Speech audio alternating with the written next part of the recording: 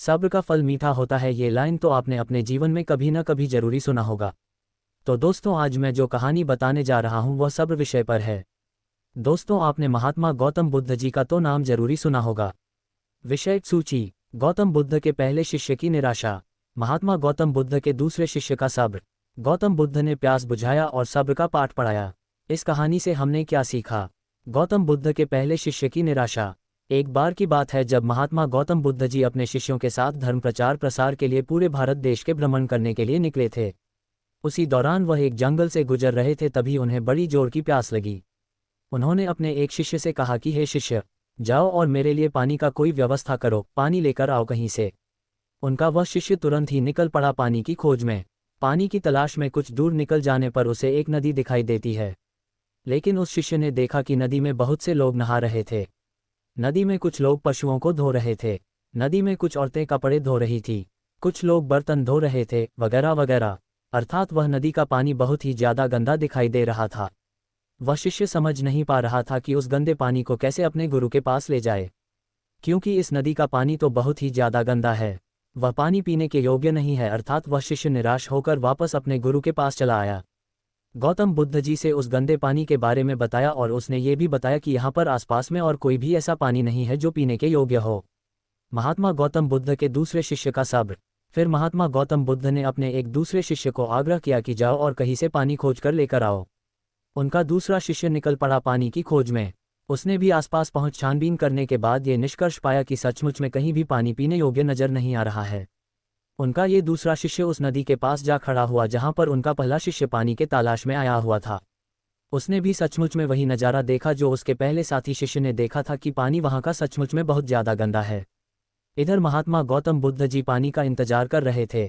तभी उन्हें यह दिखाई पड़ा कि उनका दूसरा शिष्य पानी लेकर आ रहा है। पास आने के बाद महात्मा गौतम बुद्ध जी ने उससे पूछा कि तुमने यह पानी कहाँ से लाया? आसपास तो कहीं साफ पानी था ही नहीं, फिर तुम ये साफ पानी कहाँ से लेकर आ रहे हो? तो उनके दूसरे इस शिष्य ने यह जवाब दिया कि गुरुदेव, मैं यह पानी उसी नदी से लेकर आ रहा हूँ। सभी लोग बड़े ही आश्चर्यचकित हो गए कि यह कैसे हो सकता है। पहले शिष्य ने तो ये बताया था कि उस नदी का पानी बहुत गंदा है। महात्मा गौतम बुद्ध ने अपने इस दूसरे शिष्य से इस साफ पानी का रहस्य पूछा। दूसरे शिष्य ने बड़े ही नम्र भाव से बताया कि मैं भी उस गंदे पानी को देखकर बहुत ही परेशान हो गया था कि अब क्या करूं, साफ पानी कहाँ से लेकर जाऊं।